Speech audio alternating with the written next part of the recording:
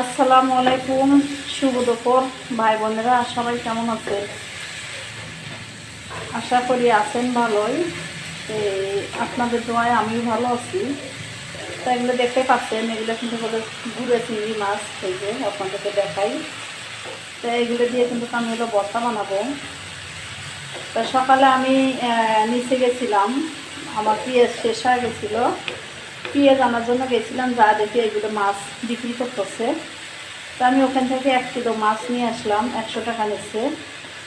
তো এগুলো যে বাছলাম, বাছার পর আর এগুলো কালকের মাছ যেহেতু ফ্রিজ নাই, আর এই যে এখানে অর্ধেক আছে, এগুলো এখন আমি রান্না করব। এই যে দেখতে পাচ্ছেন।